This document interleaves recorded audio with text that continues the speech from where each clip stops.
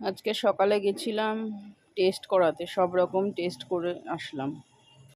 তো টেস্ট করে আসার পরে চা বিস্কুট খাচ্ছি, দুবেলা এখানে দুধ চা খাচ্ছি। অ্যাকচুয়ালি আমি বাড়িতে লিকার খাই সকালবেলার দিকে, আর রাত্রে দুধ চা খাই। তো এখানে দুবারই দুধ চা হয়ে যাচ্ছে। তো ঠিক আছে, কোনো ব্যাপার না, বাড়ি গিয়ে আবার কন্ট্রোল করব। তো গুড মর্নিং সবাইকে, গুড মর্নিং বলে ব্লগটা আজকে শুরু করলাম। আশা করব তোমরা সকলেই ভালো আছো, আমিও বেশ ভালো আছি, বেশ মজায় আছি এখানে। আর আমার ব্লগটা তোমরা দেখতে থাকো। আজকে আমরা একটু ঘুরতে যাচ্ছি, সেটা তোমাদের এই ব্লগে শেয়ার করব। তো আশা করছি তোমাদের সকলের ভালো লাগবে। আজকে সকালের ব্রেকফাস্ট হচ্ছে ছোলে বাটুরে, আর তার সঙ্গে স্যালাড আছে। আজকে এটাই ব্রেকফাস্ট সকালে। দিল্লির ফেমাস নাকি এটা ছোলে বাটুরে।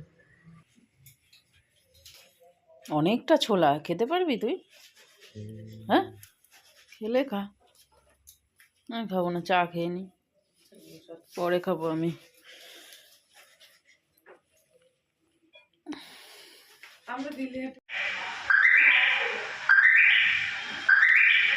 রাহুল, যাস না, আমরা এখন যাব একটুখানি বেড়াতে, দিল্লি হাটে যাব।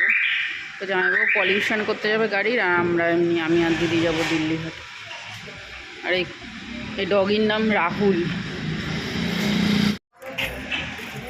হে এভরিওয়ান, আশা করবো তোমরা সকলেই ভালো আছো, আমিও বেশ ভালো আছি। তো আমি আর দিদি যাচ্ছি এখন দুপুরবেলা দিল্লি হাটে। এখন দুটো বেজে গেছে। তো জামাইবাবুর সাথে গাড়ি করে যাব কিছুটা, আর কিছুটা আমরা দেখা যাক কী করে যাই, এরা কী করে নিয়ে।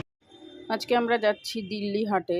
তো জামাইবাবুর গাড়ি করে যাচ্ছি, অর্ধেক রাস্তায় জামাইবাবু পলিউশন করবে জন্য আমাদের ওখানেই ড্রপ করে দেবে। আমার এখান থেকে সবথেকে ভালো লাগলো কি জানো বন্ধুরা, আমার এখানে ভালো লাগলো কি, এখানে তোমার রাস্তাঘাট নিট অ্যান্ড ক্লিন, কোথাও কোনো নোংরা আবর্জনা কিংবা বস্তি টাইপের ওই সমস্ত নেই। সে হয়তো আছে অন্য জায়গায়, দিদিরা যেখানে থাকে সেখানে খুবই পরিষ্কার পরিচ্ছন্ন। আর দেখো, যাচ্ছি এবার দিল্লির হাটের দিকে, মানে ওই রাস্তাতেই। এখানে রাস্তাঘাট তো চিনি না খুব একটা আমি, কলকাতা হলে একরকম ব্যাপার। আর এই যে পলিউশন করতে এখানে চলে এসেছি জামাইবাবুর সাথে। তো এখানে জামাইবাবু পলিউশন করবে, আর এখান থেকে নেমেই আমরা বাসে করে যাব দিল্লি হাটের দিকে। তো আমরা বাস স্টপে দাঁড়িয়ে রয়েছি আমি আর দিদি। এখান থেকে বাস নাম্বার থাকে, যেই রুটের যেই বাস যাবে সেই নাম্বার থাকে। অনেক কটা নাম্বার আছে, তার মধ্যে 533 নাম্বারে বাসে আমরা উঠলাম।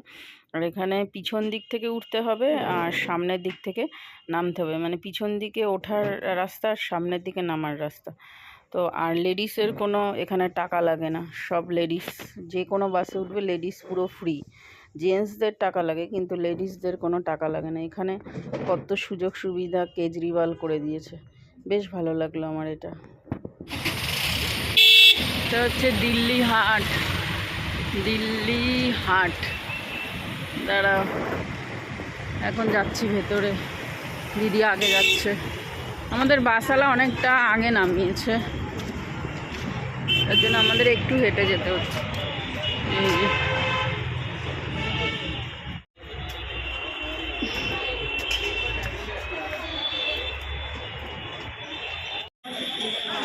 অ্যাডাল্ট 30, চাইল্ড 20, আর ফরেনারদের 100 টাকা করে এখানে টিকিট।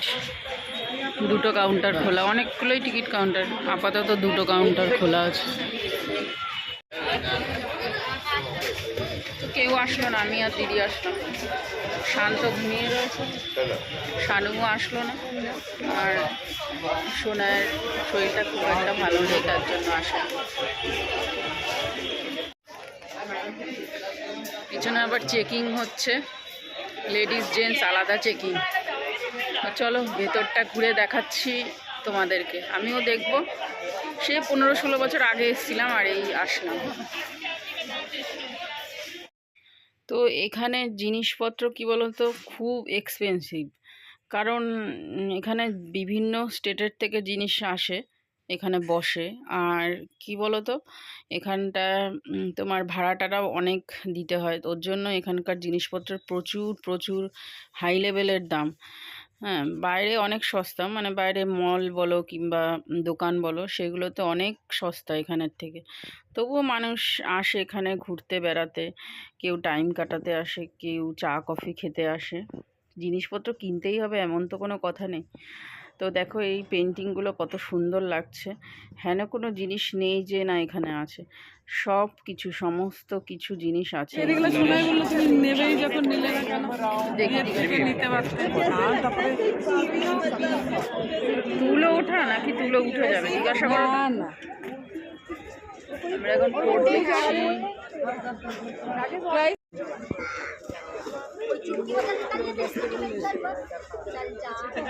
সিমলা থেকে নিয়েছি ওই দিকটা। হুম,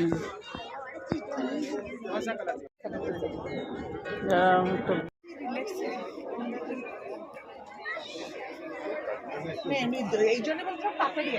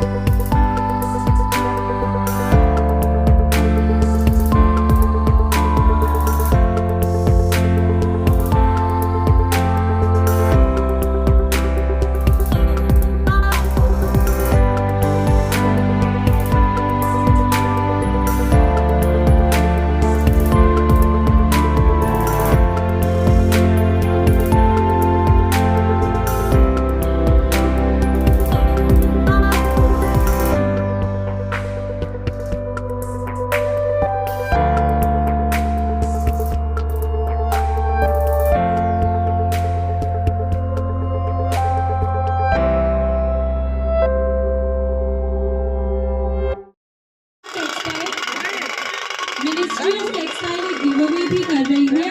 आप इस स्कैनर को स्कैन कर তো ঘুরতে ঘুরতে অনেক খিদে পেয়ে গেছে, তাই একটা স্টলে আসলাম। তামিলনাড়ু স্টলটা দিয়েছে। এখানে খাবার দাবারের দাম এরকম। আর ধোসা নিয়েছি, অনিয়ন ধোসা। আমি আর দিদি দুজনেই একই সেম খাবার নিয়েছি। ধোসার সঙ্গে একটুখানি কফি, বিকেল যে হয়ে গেছে ওর জন্য একটু তো কফি চা খেতেই হবে, তো তার জন্য কফি নিয়ে নিয়েছি। তো এই দেখো এদের দোকানের নাম, স্টলের নাম এই যে তামিলনাড়ু লেখা, মানে তামিলনাড়ুর থেকে হয়তো এরা স্টলটা দিয়েছে।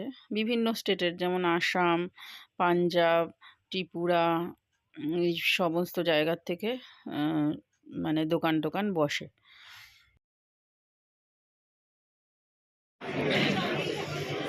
তো অনিয়ন ধোসাটা খাওয়া গেছে, এবারে কফি খাবো, যেহেতু বিকালের টাইম, এখন তো কফি খেতেই হবে।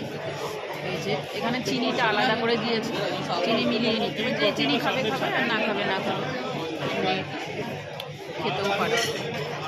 এখন কফি খাবো, কফি খেয়ে তারপরে আবার একটু এখানে ফটো সেশন করার জায়গা, ফটো সেশন করার জায়গা। প্রচুর দাম, আগুন ছোঁয়া দাম। একটা জিনিস পছন্দ হয় তো 500, 600, 1000-এর নিচে কোনো কিছু নেই। 500, 600 তো কম, 1000, 2000 টাকার নিচে নেই এখানে কোনো কিছু। তো চলো কিছু না কিনি, ফটো তো তুলে যাই বাড়ি। এদিকে পাঞ্জাবি ফুড, এদিকে মহারাষ্ট্রিয়ান ফুড, আসাম ফুড, সব স্টল না স্টল। এই যে এখানে দেখতে পারো, এইগুলো কিনতে হ্যাঁ, এইগুলো কেনার মতো। এগুলো কি কাপড়ের? দেখো তো দিদি কত বলে, দেখো।